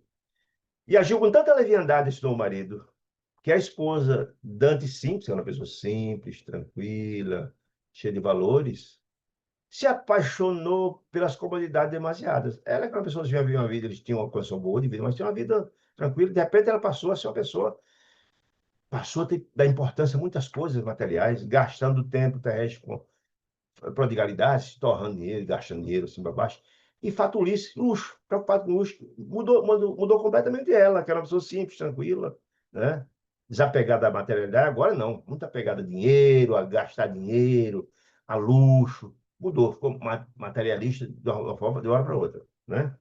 Até que se rojou nas verdadeiras viciações do desvario do sexo. Até esse ponto. Era mulher equilibrada, economicamente, uma vida equilibrada, até no desvario do sexo. Passou a ter desvario. Aí onde entra a questão importante do tema aqui, né? Ela passou a ser uma pessoa desvarada, talvez sexual errática por aí. Observando o esposo em aventuras galantes, ele era um camarada cheio de dinheiro, vivia cheio de amantes por aí afora, galantes, de modo permanente, da posição de cavalheiro rico e desocupado, que desforrasse, se vingar, ela que se vingar dele, estabelecendo para si mesma desordenado culto ao prazer. Ela, quer dizer, em vez de tentar ajudar o marido a sair dessa vida errada, ela que entrou no erro. Ela mudou completamente para pior, digamos assim, né? Teve uma vida completamente desequilibrada, né? Mal sabendo que apenas se transviava ela em lamentável desequilíbrio, ou seja, todas essas atitudes dela tinham consequências. A gente colhe o que planta. Todo desequilíbrio tem uma consequência, né? Desequilíbrio dela, que era uma pessoa simples, de repente, a pessoa estourar dinheiro, o luxo, de repente, a conduta moral dela, porque o marido dela é desequilibrado, que fazia a mesma coisa, para concorrer. Isso era uma dor, além de. Ele não conseguia ajudá-la, porque ela não tinha sintonia com ele, olha aí o problema. E os meus 2 filhos, Jorge e Ernesto, o casamento dele com a Ernestina, 2 rapazes, ludibriados pelo fascínio do ouro, que o novo marido incutiu na cabeça do menino, quando ele desencarnou, deixaram 3 filhos pequenos. Esses camaradas chegou e botou esses empreendimentos com leviandade e alguma desonestidade para ganhar dinheiro, o menino está nessa história. O ludibriato do fascínio do ouro, com que o padrasto lhes comprava a subconsciência, a subserviência, enlouqueceram os dois meninos no mesmo delírio. A influência deletéria, a influência infeliz do menino na época em que ele estava na fase de formação, né? Aquele camarada que chegou mudou a cabeça dos meninos com ideias de ganhar dinheiro sem importar o meio para tal, né? Do dinheiro fácil, no delírio do dinheiro fácil. E se animalizaram a tal ponto os dois filhos que nem de leve guardam qualquer traço da minha memória. De um pai amoroso, de um pai correto, honesto, etc. Não, o novo chegou e a influência deletéria modificou o psique dos meninos e a conduta dele, né? Não obstante serem atualmente negociantes abastados, os dois filhos, em idade madura, porque ele morreu há 40 anos, era pequeno, está com 50, enfim, né? Esqueceram do pai, modificaram completamente. Aí é a razão da sua dor. Ou seja, deixou uma companheira que era equilibrada, três crianças, ela modificou-se muito, passou a ser perdulária, luxo, desvariada sexualmente falando. E os dois filhos, que ela devia ter uma preocupação em ajudar em legado do marido e continuar eles equilibrados, não. Deixou influenciar ela, deixou os filhos fossem influenciados pelo desequilíbrio do marido, que era um cara leviano, etc., desonesto. Esse era a dor. Imagina a dor de um pai vendo uma situação dessa, a angústia dele. Volto a dizer o que eu falei antes. Não é a consequência que cometeu o erro e colhe o que planta. Isso foi analisado nas outras obras. Agora é essa outra consequência e que alguém de fora, que é acostumado a lidar com o sofrimento alheio dos outros, que não tem a participação dele, ao sentir a dor de perto de alguém que ele ama e que ajudou e planejou essa história toda, ver todo esse processo desandar. É um sofrimento muito grande. Por isso o desequilíbrio dele. A esposa, no entanto, ainda se encontra no mundo físico, perguntando a Alice, ela está viva ainda, Flávio? Pedro, arrisquei, disse André Luiz, contando a longa pausa. Ah, não, minha esposa Nedina voltou há 10 anos, ela desencarnou há 10 anos, veja só, desencarnou há 10 anos. Se ela tivesse afinidade com ele, certamente seria um motivo de júbilo, né? Encontrar com ela, etc., assisti-la, etc. É assim, as criaturas que se amam no mundo espiritual, o amor sempre é inquebrantável, receber com muito amor e continuar a jornada. Mas não, ela voltou há 10 anos, abandonando o corpo pela imposição de icterícia, uma doença de uma certa gravidade, que lhe apareceu por verdugo invisível, evocando as bebidas alcoólicas. Passou a desequilibrar, a beber em banda de lata, né? E em função dessa bebedeira dela, desequilíbrio, etc., além das questões sexuais, foi acometida por icterícia e veio falecer. Fitando-a, a demasiada, vencida, ele dizendo, quando ela desencarnou, situação dessa, fitando-a a demasiada vencida, ensaiei alarmado todos os processos de socorro à minha expulsão. Ou seja, ela desencarnou e tentou de todo jeito assistir. Ela fez tudo para se aproximar. Mas não tinha sintonia. O mundo dela era outro. Atemorizava-me a perspectiva de vê-la escravizada às forças aviltantes a que se jungia, se ligava sem perceber. Porque quando ela desencarna, quem vai para onde? Por sintonia? Para aqueles que têm o mesmo pensamento. Do desvarado sexualmente, dos viciados em bebida, dos pensamentos infelizes, equilibrados. Foi para o mundo dessa turma. E ele não tinha sintonia com ele. Ela não conseguia assimilar a sintonia com ele. Está em outra faixa vibratória. Né? É, escravizada, rugidos receber. Ansiava retê-las, eu desejei curá-la, inclusive para não desencarnar. Ansiava retê-la no corpo de carne, para ter uma vida mais longa e tentar refletir e transformar-se, mandar emanações de carinho, ver se ela conseguisse despertar para isso, né? Como quem resguarda uma criança inconsciente em disfarçado refúgio. Entretanto, ai de mim, disse ele, colhida por entidades infelizes, que é com quem ela tem sintonia, né? Não via ele as quais se consorciou, por sintonia, levianamente. Em vão procurei estender-lhe algum consolo. Ela não recebia nada, que não tinha sintonia. Porquanto ela mesma, depois de desencarnada, se compraz na viciação. Como assim, na viciação? Lembra-se que as pessoas que têm os seus desequilíbrios que têm os seus vícios, passam um processo de vampirização. Na companhia dessa turma, vão vampirizar aqueles que bebem, que fumam, que praticam sexo desequilibrado, para sentir as mesmas sensações. Essa é a história. É que eu falei que é a diferença de obsessão e de vampirização. Não. O vampiro vai para usufruir, para receber, para vampirizar as energias daquela criatura e receber dela os benefícios, as sensações. Olha aí. Tentando a fuga própria impossível de si própria. Ou seja, ela não despertou para as consequências dos seus atos. Ela continuava achando que o que ela fazia era certo. O grande processo de mudança se dá na hora que você entende o equívoco dos seus atos e busca se modificar, se renovar. Enquanto você achar que continua certo, está difícil, o processo de mudança está longe. Por isso o sofrimento dele, não conseguia ajudar nem encarnado e muito menos desencarnado. Não há outro recurso senão esperar de si, esperar. Esperar o quê? Que ela canse de sofrer. Todos não passamos esse processo. Sofrer até o momento que cansa de sofrer e a dor ensina a gemer, diz o dito popular, e se renova. Tudo progride. Nós vimos o próprio André Luiz, desencarnou, passou 8 anos no umbral, como cansou de sofrer, rogou aos céus, rogou aos céus clemência. E então Clarencio apareceu, estava ao seu lado desde que ele desencarnou a pedido da mãe de André Luiz, mas não conseguia sintonia. Na hora que ele abriu o coração, de verdade abriu o coração, pedindo clemência a Deus, foi socorrido do nosso lar. Essa é a história, era inesperado, não tem jeito. Jorge Ernesto, 2 filhos do casal, dele e de Anelina, hipnotizados pela riqueza material, continuam sensíveis. Né? Para mim, fizeram-se inabordáveis. Você está em outra faixa também, não consegue abordar. Né? Mentalmente, não me registram a lembrança. Então, a dor profunda dele, essa mulher desequilibrada, não consegue ajudar encarnados e encarnados. Os filhos estão encarnados, tenta ajudar a despertar, mas também não consegue. Por isso o desespero dele. Por isso que atender os que amam numa situação dessa toca profundamente. É diferente. Deus ouve um problema grave, mas você tem nada a ver com aquilo. Você está para ajudar. É diferente. E tentando captar a cooperação e simpatia, olha a estratégia nefasta do novo marido da esposa dele. Olha, em tentando captar a cooperação, quem? De Ernesto e de Jorge Ernesto, 2 filhos, o padrasto chegou a se insinuar que eles dois não seriam meus filhos, filhos de Pedro. Olha que coisa dramática.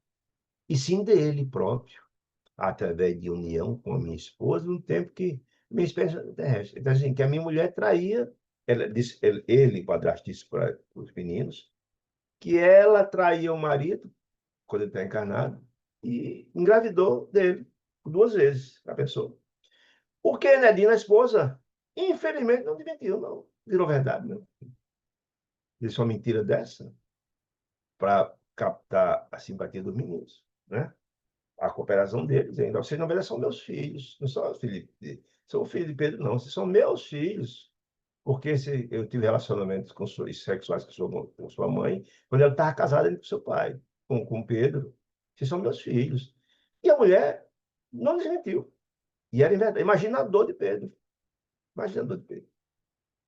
Não desmentiu. O companheiro esboçou um sorriso amarelo e considerou: imagine a minha dor. Você entende agora a minha dor, André Luiz? Entende meu sofrimento agora, dentro dessa situação? Imagine.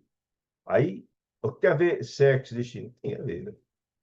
A mulher, o desequilíbrio dele, do marido, e essa história da traição, tudo isso tem repercussão, né? E a repercussão disso? E a repercussão agora diante dele, de Pedro. Na carne, aí ele começou a dizer, ó, contando agora a história, porque está tentando abordar os filhos. Na carne, é comum, à frente dos encarnados, é comum medo, ter medo de alma, né? Essa história tem medo. É comum, à frente dos encarnados, o medo é comum no encarnado. E em meu caso, fui eu que tive medo daquela situação dramática que estava. Quem se afastou do ambiente doméstico sob sensações de insopitável terror. Ele tentou ajudar a esposa, tentou ajudar os filhos, tentou e não conseguiu. Fugiu dessa situação. E, de alguma sorte, ele se sente culpado por não ter persistido. Porque a dor foi tão terrível, foi tão profunda, que ele, na época que ele desencarnou, e a situação veio acontecendo, com 40 anos, né? Ele tentou e não conseguiu, sumiu, desistiu. Ainda assim, a bondade de Deus não me arrojou, não me atirou me arrojou na solidão, ou seja, me socorreu na minha solidão. Que solidão você está falando, gente? da dor de ninguém se lembrar de você, da companheira, dos filhos, etc, etc. A solidão, minha maior solidão. Em se tratando de ternura familiar, ele me deu consolação. Eu não posso dispor do amor da minha ex-companheira e nem de meus filhos que deixei vivo. Os três, disse ele. Tem uma filha, tenho dois filhos, mas tinha uma menina, essa sim. Tem uma filha de quem jamais me separei pelos laços do espírito. Ela sim, nunca deixou de pensar no pai, nunca deixou de ter comunhão com o pai. Só as afinidades, né? Só a reencarnação mostra isso, né? Como André Luiz, uma filha era um que lembrava dele, mas ninguém lembrava dele, né? É... Beatriz, que eu deixei na flor da meninice, que eles encarnou há 40 anos, na meninice, suportou pacientemente as afrontas. Afronta de quem? Do padrasto, da irmã, dos dois irmãos, da esposa. Tudo falava, mas ela não se mudou. Continuou fiel aos entendimentos e sentimentos do pai. E conservou-se fiel ao meu nome. A ligação entre eles continuava. Porque o amor sempre é quebrantável. E os pensamentos chegam, né? Fazia prece, etc. Somos, assim, duas almas na mesma faixa de entendimento. Só ela e ele, né? Que os dois filhos e a esposa, não. Pedro enxugou os olhos e acrescentou. Agora, com quase meio século de existência, ou seja, ele desencarnou 40 anos, ela tinha menos de 10 anos quando ele desencarnou. Meio século, na faixa de 50 anos. Existência entre os homens, presa, embora a caminho que consagra, sim, presa embora ao caminho que consagra o esposo e o filho, ela é casada, tem um esposo e um filho. Prepara-se Beatriz para o regresso, seja, para desencarnar, né? Minha filha tem atravessado os derradeiros dias terrenos com o corpo torturado pelo câncer. Ela está bastante doente, etc. E o sofrimento vem para ele. Mas atormenta-se você com isso? Perguntou André Luiz. Você devia ficar feliz por esse encontro, né? A ideia do encontro passivo não será de motivo para alegrar-se? E os problemas E os problemas, meu amigo? Eles, mas não é tão simples assim. Há outros problemas graves nessa situação de Beatriz que eu preciso lhe contar. Tem a ver com a história do sexo e destino. Tudo tem a ver com essa história, né? É, problemas do meu... E os problemas, meu amigo? Os problemas do grupo consanguíneo? Perguntou ele. Sim, da família? Por muitos anos estive à margem de todas as tricas do topar com espírito de caridade. Você tentou, lá não teve jeito. Com espírito de caridade, ele tentou fugindo. E a reflexão e o descaramento da história dos filhos, do padrasto, do menino e tal. Estou inapto e desambientado. Eu estou chocado com essa situação. Estou, inclusive, sem condições de continuar assistindo. Que é só isso que eu lhe falei. É tão dramático, tocou profundamente a mim. E tem mais outras coisas que eu não sabe ainda. Desde que eu me postei na cabeceira da doente querida, não sei, da filha, né, da menina, de Beatriz, da esposa, da filha, vejo na condição de aluno debilitado, pela perspectiva de erros constantes, ou seja, emocionalmente, como o emocional interfere, né? E não é só o problema da esposa e dos filhos do ex-genro, não. Tem um problema também de Beatriz, que há sérios problemas no casamento dela, que vai começar a contar. Ela está para desencarnar, filho, que a tocou profundamente. Dispune-se neve a prosseguir, mas o gente chamado de serviço nos impediu a separação. E, conquanto diligenciamos a acalmá-lo, despedi-me, mas se comprometeu ao trabalho de assistência junto a Beatriz, a filha, no caso de solidariedade. Bom, vamos aqui o capítulo 2, que diz assim, ele falou da situação da filha, agora André ele vai ajudar ele a socorrer a filha, porque ele está passando um momento dramático de dor nesse trabalho com a filha, que ele tanto ama. Chegou na casa de uma Beatriz, repousando Dona Beatriz no leito bem posto, patenteando-se enorme cansaço, fragilizada pelo câncer. A doença, de certo, consumia-lhe a forma física desde muito. Desde muito, o câncer vinha se arrastando por tempo. Porquanto, aos 47 anos de idade, mostrava-se o rosto singularmente engelhado e corpo leve. São 47 anos, em tese, está no início da maturidade, está muito bem, mas ela não estava uma situação muito dramática, o corpo todo fragilizado pelo câncer. Refletia se mesmada, você estava concentrado em si mesmo, tristonha, diante da situação do drama que ela está vivendo. Fácil de se ver a preocupação ante a crise iminente. Quer dizer, ela pressentia que ia desencarnar, porque o câncer tinha se agravado muito. Ideias lhe fluíam vivas e nobres, indicando que se habituara à certeza da desencarnação próxima. Ela tinha consciência disso, da gravidade da situação. Então, estava-se lhe fixada no pensamento a convicção do viajante, que atinge o término da jornada. Ela entendia isso, né? Com um canto tranquilo, inquietava-se pelos vínculos que pretendiam o mundo, caso esposo e o filho pequeno, né? Apesar disso, porque os dois irmãos não davam a menor bola por ela, e muito bem no padrasto, né? Apesar disso, visualizava as portas do além, plasmando formosos quadros íntimos com quem sonha à luz da vigília, entre o sono e acordado.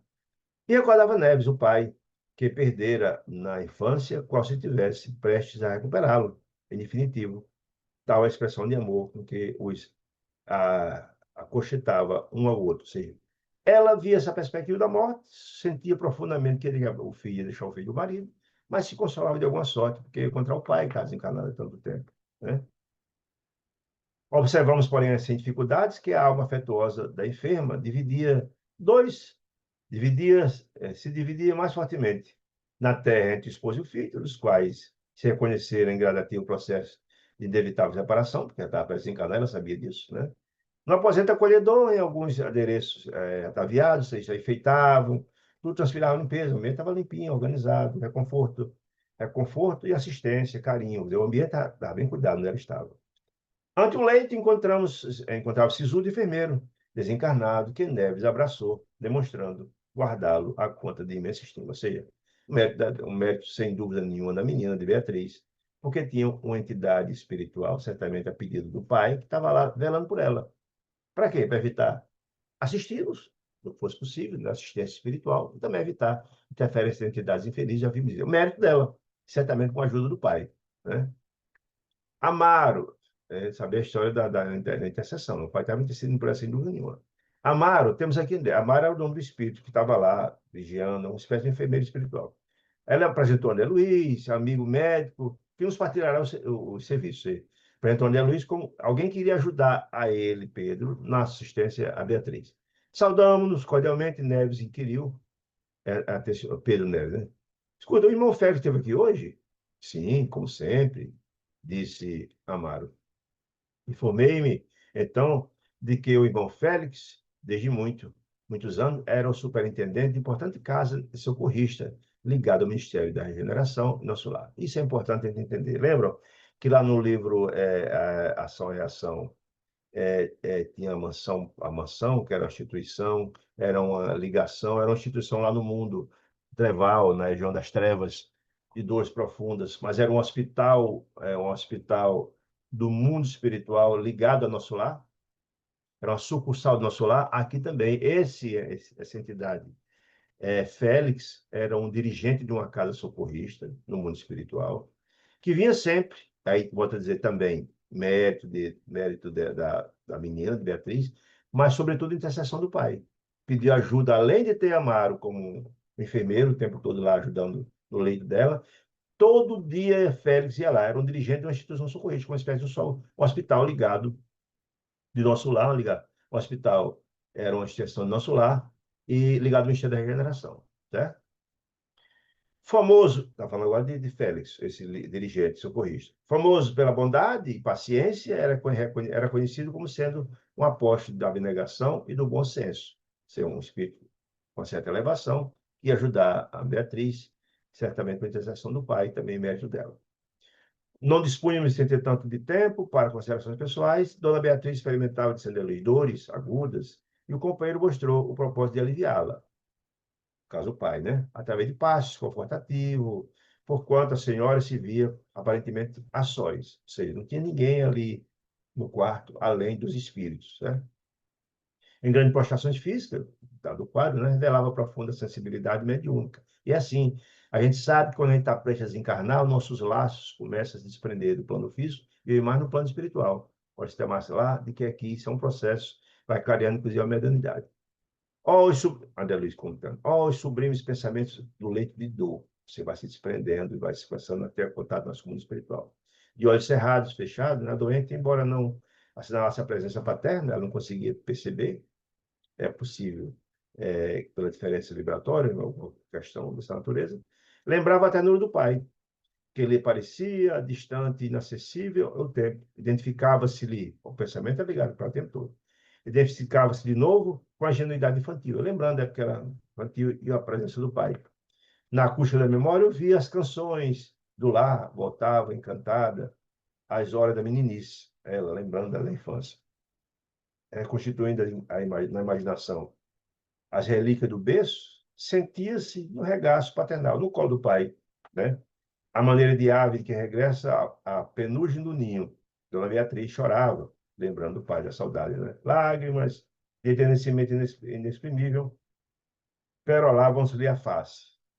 E certamente a inspiração, mesmo que ela não tinha capacidade de chegar ao pai, mas sentia, de alguma sorte, pela inspiração do pai com ela, havia essa ligação entre eles, não tem nenhuma dúvida disso. Que é uma forma de mediunidade também. Amar, opa, você botei.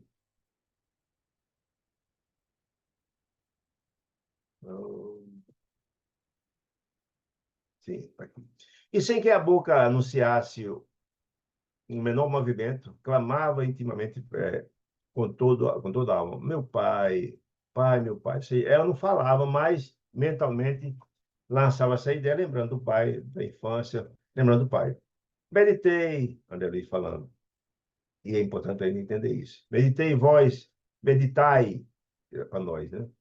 Vós que no mundo admites para os desencarnados a indiferença da cinza. Não, a ligação de quem ama nunca está indiferente. As ligações são diretas, está sempre, são ligados em dimensões distintas, mas são ligados pelo sentimento, né? Para lá dos túmulos, amor e saudade muitas vezes se transformam no vaso do coração, em pranto cormurento, ou seja, em pranto esfogueado de saudade. Neves cambaleou agoniado nessa lembrança, nesse apelo da filha ao pai, né? Enlaceio, se abraçou, né? Ele abraçou ele, contudo, a pedir-lhe coragem. A ventania da angústia, porém, sobre o ânimo do companheiro atribulado, perdurou apenas alguns momentos. Aí a gente entende por que ele estava atribulado lá nesse atendimento à família, né? Assim, refeito dessa imensa emoção por esse apelo da filha, a recompor a sensibilidade que o sofrimento lhe assegurava, espalmou a mão direita, a fronte da filha, e orou, suplicando o amparo da bondade divina. Chispa de luz, faísca de luz, né? Quais minúsculas flamas, chamas, azulinhas, que era advinda da mão dele, do passe, né? Rolaram-se no tórax, ser aplicado esses passes no tórax, onde havia exatamente a região do câncer, né? E se projetavam naquele corpo fatigado, cansado, né? Revestindo-os de energias calmantes. Ou seja, as energias do passe aplicado pelo pai acalmou ela, tranquilizou ela. Emocionado, observei, disse Ana Luísa, que a dona Beatriz se acomodava em suave torpor, porque aquelas energias calmantes insensibilizavam, tirou ela da dor, digamos assim, ela pôde se acalmar e descansar, né? E antes que pudesse anunciar qualquer impressão, estava na assistência, né? Assistência a ela, o quarto estava vazio, mas entrou uma jovem no quarto. Figurando 20 anos de experiência física, entrou cautelosamente no quarto. Reteou conosco, sem perceber, né? Tinha sintonia, né? De leve, e tomou o pulso da enferma, Dona Beatriz, verificando as condições. A recém-chegada esboçou um gesto de quem conhecia, reconhecia tudo em ordem. Achou que ela estava bem, estava tranquila, depois recebeu o passe do pai e tal. Encaminhou-se logo após a direção a um pequeno armário próximo e, munindo-se de recursos necessários, voltou à cabeceira da dona da casa, aplicando-se injeção anestesiante. Dona Beatriz não mostrou a mínima reação, continuando a descansar sem dormir. Por que reação? Ela recebeu os passes calmantes do pai, não sentiu nem a dor, nada. Aquele passe acalmou, sensibilizou que ela estava sentindo antes dores, passou a sentir dor e também não sentiu a injeção, né? O concurso magnético, aí vai explicando, o concurso magnético minutos antes, insensibilizaram ali os centros nervosos. Nem sentiu injeção, nem sentiu, não sentiu mais dor. Perfeitamente tranquila, a moça na qual observamos a posição de enfermeira improvisada, ela não é enfermeira, observação importante. Retirou-se, saiu do quarto, para um dos ângulos do aposento, fora, e largasse uma acolhedora poltrona de vime, uma sala, imagina, outro local. Em seguida, desceu um dos segmentos da janela, quadripartida, abriu a janela, atraindo a corrente de ar fresco, que nos bafejou de alados. Sem alado, ele entrou para entrar um ar fresco, abriu a janela. Respirando a sociedade, a jovem, que respirando a sociedade. Mas eu senti o ar que vinha de fora da rua, né? A jovem, com grande surpresa para mim, de Sandra Luiz, acendeu um cigarro e começou a fumar distraidamente, sentado na cadeira de vinho, né? Dando a ideia de quem diligenciava fugir de si mesmo. Você não estava preocupada com a dona Beatriz, não. Estava na vida dela, até porque ela é uma enfermeira improvisada. Neves fitou-a, o pai da dona Beatriz, deitando-lhe significativo olhar em que se mesclava piedade e revolta, né? Piedade pelo estágio daquela moça e revolta pela atitude dela. Indicando-a discreto, informou-lhe: trata-se de Marina, contadora de meu genro, ou seja, do marido de Beatriz, que se dedica ao comércio de imóveis, que era a função. O marido dela era um comerciante comercial de imóveis e ela era a contadora da empresa. E estava ali fazendo um trabalho de enfermeira improvisada, né? Agora, a pedido dele, ele pediu para ela, desempenha a função de assistente. Ela não é enfermeira, mas foi lá para cuidar dela, enfim. Evidente sarcasmo de Neves, Pedro Neves, transparecia-lhe da palavra resistenciosa, ou seja, havia uma certa reprovação dele para aquela atitude. Imagine, disse ele, voltou a dizer, fumar aqui, como é que pode? Numa câmara de dor onde a morte está sendo esperada. Nós tivemos a responsabilidade, contemplei Marina de Sandelui. O pai, imagina, fumar no ambiente como esse aqui, nós somos de tanta dor e sofrimento. Aí, André Luiz, contemplei Marina, a moça, cujos olhos denotavam recôndita inquietude. Você notou que ela estava inquieta, estava muito distante daquele ambiente da doença de Dona Beatriz, etc. Manifestando ainda alguns laivos de respeitosa estima para com a nobre senhora, sim, tinha um certo respeito de Beatriz, mas só isso. Estirada no leito, soprava para além da janela as baforadas cinzentas que eles passavam da boca, fumando, né? Repartindo a própria atenção entre ela, Marina, e Amaro, que era o enfermeiro espiritual, o nosso amigo, o pai de Pedro, né? O nosso amigo da esfera espiritual, Neves, porquanto mudo porquanto mudo e constrangido, parecia querer falar à vontade desinibido, falar daquela situação. Né, Pedro não queria falar daquela situação que trazia profundo desconforto a ele na qualidade de pai. Tentei, porém, adquirir mais amplo conhecimento da posição, até para entender o que Pedro ia falar. Pedro não ia falar. Tentou, então, indagar daquela situação, disse André Luiz. Aproximei-me reservadamente da jovem, de Marina, estava lá, né, no propósito de sondá-la em silêncio e colher as vibrações mais íntimas, ou seja, olhar a tela mental dela. Nossa história está lá tudo na mente, né? Os espíritos mais elevados têm essa capacidade de ler na nossa tela mental o que está passando lá. Contudo, reconheço o estado. Ele foi olhar, deu uma olhada na tela mental dela e ficou assustado com o que viu, preocupado. Estranho as formas de pensamentos. O que é forma de pensamento, gente? Na hora que a gente emite um pensamento do bem ou do mal, se esse pensamento é repetido, repetido, repetido, cria-se uma forma, como se fosse um ser sem espírito, a nosso lado, né? Aquela forma, toda vez que você pensa naquele assunto, essa forma de pensamento está lá, ela ganha forma e recebe todos esses pensamentos, do bem ou do mal. Se for do bem, também tem uma forma de pensamento positiva. E essa forma de pensamento tem a sintonia com as entidades felizes que vêm em seu socorro, e essas energias ficam impregnadas dessa forma de pensamento que beneficia o seu próprio corpo, o seu perispírito. Se for no mal, também. Se você só pensa em coisa ruim, ruim, ruim, negativa, aquilo vai uma forma de pensamento, aquele sentimento. E aquela forma de pensamento recebe também as energias das entidades infelizes que têm o mesmo sinônimo com eles. E aquelas energias são repassadas, são assimiladas pela forma de pensamento chega também ao nosso espírito. E é um instrumento importante para os processos obsessivos. Só para você ter uma ideia do que significa isso, certo? Mas tem sempre esses pensamentos repetidos, repetidos, repetidos. Muito bem. Essa é a forma de pensamento, André, ele localizou imediatamente. Estava ao redor dela, retratando os hábitos, ou seja, os pensamentos. E anseios, pensamentos que ela desejava no futuro, ou os hábitos que ela cotidianamente aplicava. Por isso estava lá formado na forma de pensamento, que eram as coisas que ela praticava habitualmente. E o desejo dela. em contradição, esses atos e anseios, em contradição que com o nosso propósito de socorrer doentes. André Luiz estava ali, mas o pai, o propósito de socorrer Beatriz, e ela não. Estava lá apenas por um convencionalismo e uma pensamento longe, né? E o propósito dela não era esse, socorrer a doente. Fizeram-se para logo sentir que Marina se achava ali a contragosto, ou seja, ela estava ali porque o marido dela impediu. Ela era contador da empresa, não é enfermeira cura nenhuma.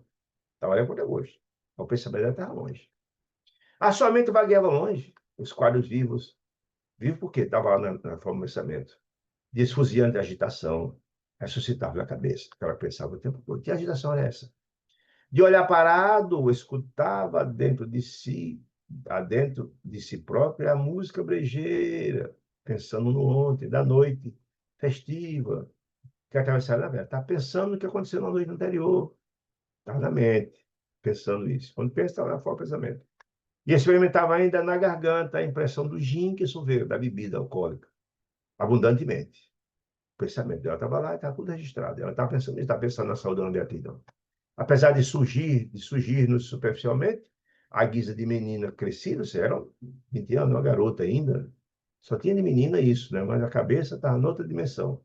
Sob a turbilhão de névoas fumarenta, exibia telas mentais complexas, ali relampejarem na aura imprecisa, ou seja, ela tinha um comportamento que destoava de alguém inocente, de alguém muito jovem. Trazido pelas circunstâncias a colaborar, a contragosto dela, a colaborar na solução de um processo, não, André Luiz dizendo dele, trazida pela circunstância a colaborar com Neves na solução do processo assistencial, que ele estava filha, sem qualquer intuito menos digno, passei a estudar o comportamento isolado de Marina. Aí ele disse uma observação importante que ela disse outras obras também. A medicina terrestre, nossa medicina, no futuro, para entender com eficácia ao doente, examinar-lhe-á com minúcias a afeição espiritual de todas as peças humanas que lhe articula a equipe. O que quer dizer com isso?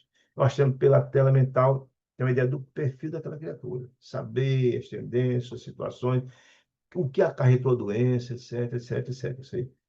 No futuro, será trabalhado pelo estudo da mente para entender o que acarretou a doença. É importante ter isso. Tem repercussão espiritual, tem obsessão, etc. Muito bem. Respeitoso, anda dizendo, e estudar a tela mental da moça. Iniciei os apontamentos de ampla anamnese, lembrança da menina, que estava no seu pensamento. Marina apresentou, a princípio, a figura de um homem amadurecido. Olha o pensamento dela. Cunhada por sua própria imaginação. Ele, o espírito, a lembrança dela é desse homem. A repetir-se-lhe muitas vezes. Era o pensamento dela nesse homem maduro era o tempo todo estava lá, o tempo todo estava lá. Por isso está falando pensamento. Acima da fronte. Ela e ele juntos. Havia um romance entre esse homem maduro e ela. Percebia-lhes de pronto a intimidade entre ela, menina de 20 anos, e esse homem maduro. Adivinhando-se-lhe romance. Aparecia na tela mental. Fisicamente, semelhavam-se a pai e filho, ou seja, era um bem mais maduro, e a diferença de idade era tanto que parecia ele ser o pai dela, pela diferença de idade. Entretanto, pelas atitudes sentimentais, não conseguiam disfarçar a extenuante paixão um pelo outro. Os painéis sutis da tela mental, que surgiam e se desfaziam alternadamente, mostravam-se ambos extasiados, ébrios, né? Embebecidos de prazer, os dois, né? Na minha lembrança dela. Fossem aboletados ao automóvel de luxo, acomodado no automóvel desse homem mais velho, ou enlaçados, abraçados na areia morna das praias, conchegados sob proteção de arvoredo tranquilo, ou sorridentes em tumultuados abrigos de encantamento noturno, casa noturna, por aí vai. Provavelmente em outros lugares também. Deslumbrantes paisagens de Copacabana e Leblon, desfilavam, se pode admirar o fundo pictórico, como se fosse uma pintura. Ou seja, ela lembrando do que aconteceu no passado, estava tudo na mental lá. Entendeu? Ali vendo tudo, estudando tudo, né? A moça entrefechava as pálpebras para se orear, para se apossar daquelas lembranças. Já lembrava, enfim. Com mais segurança, as reminiscências, ou seja, as lembranças, que ele empolgava os sentidos dela, o pensamento não saía. Para logo após mentalizar, surpreendentemente, o outro homem, olha aí. Outro homem, ela tinha um relacionamento duplo. Tão jovem quanto ela. O outro era bem mais maduro, como fosse pai e filho. Bem mais. Tão jovem quanto ela, evidenciando-se entregues às cenas de filme anterior, diferente. Ou seja, as cenas se pareciam com a outra, de amor e tal, aquela história de paixão e tal. Formava um novo tipo de palco para exibir as lembranças das próprias aventuras dela com esse outro homem, no qual se destacava igualmente ao pé do rapaz, como se estivesse afeiçoado aos mesmos sítios, ou seja, mesmo que o lugar que ela frequentava com aquele senhor mais maduro, etc., frequentava também com ele, mesmos sítios, desfrutando de companhias diversas. Ela e ele também juntos, no mesmo carro, olha aí. O mesmo carro que ela via-se junto com esse rapaz era o mesmo carro que via junto com o senhor idoso. E para a loja está vendo aí que o idoso era o camarada Maduro, era o marido de Beatriz. E esse rapaz era o filho de Beatriz, ou seja, tinha um relacionamento amoroso com o marido de Beatriz e com o filho de Beatriz. Olha que coisa dramática. Ela e ele também juntos, no mesmo carro, entrevisto ou na condição de pedestres felizes, saboreando refrescos ou repousando as animadas entendimentos nos jardins públicos, sugerindo o encontro de crianças namoradas a entristecer aspirações e sonhos. Veja que coisa dramática. Qual a implicação do sexo distinto? Ela, que na verdade era funcionária do marido de Beatriz, é quem estava lá cuidando da esposa de Beatriz por determinação dele, e tinha um relacionamento com pai e filho. Olha que coisa dramática. Uma menina de 20 anos. Naqueles rápidos minutos de fixação espiritual, em que se exteriorizava tal qual era, no estudo e na tela mental dela, Marina revelava-se personalidade dúplice, de mulher dividida entre o carinho de dois homens, dúplices, jungida, ligada por pensamento de medo de que aquele fosse descoberto, fosse um caso grave, inquietude, é porque eles dois tinham ligação com a doente, era o marido dela, era o filho dela. Imagina se essa coisa descoberta, o que poderia acontecer, né? Quietude, animosidade e arrependimento. Sentir esse arrependimento, mas continuar nessa situação. Neves, que era o Pedro Neves, o pai de Beatriz, de algum modo me partilhava a expressão. André Luiz pesquisando tudo isso e Pedro Neves, o pai de Beatriz, acompanhando a história. Não estava acompanhando a expressão. Quebrou a calma reinante, anunciando abatido. Está vendo o motivo da minha angústia? Está vendo o motivo da minha angústia, da minha dor, do meu sofrimento? Vendo a situação acontecer? Está vendo? Julgo que é fácil para mim, por isso é minha inquietude, meu sofrimento, minha angústia, ver minha filha em uma situação como essa, esse desvario acontecendo na casa da minha filha. Olha aí. Vê que é fácil para mim? Pai de doente, suportar aqui semelhante criatura. Tratei de consolar de Sandra Luiz, consolar Neves, e por solicitação dele próprio, passamos a pequeno salão de leitura, contíguo ao aposento da enferma, o quadro da enferma, fez que pudesse refletir e conversar. Esse é o quadro, que tem implicação grave com o tema sexo e destino, e ao mesmo tempo mostrando a inquietude profunda do pai, Pedro Neves, diante daquela situação dramática acontecendo com a filha, e etc., essa situação toda que inquietava. Volto a dizer, uma coisa é você assistir as pessoas numa situação dramática, você levar socorro, etc., mas você não tem, em tese, nada a ver com aquela situação. Ele está lá para prestar socorro àquela criatura. Outra coisa é a ligação direta de um ser amado, você vê numa situação dessa. Esse é o resultado desses dois capítulos iniciais, muito interessante, que trata desse assunto tão palpitante, que é a questão do sexo distintas e das conexões ou das reações a esses atos, né? Então, se alguma pergunta tiver, meus amigos, ao concluir esse segundo capítulo, fiquem à vontade para fazê-los. Se não, queria agradecer mais a companhia de cada um de vocês e convidá-los para na próxima quarta-feira, se Deus nos permitir, estarmos juntos para estudarmos os próximos capítulos, tá bom? Fique com Deus, uma excelente semana, muita paz. Grande abraço.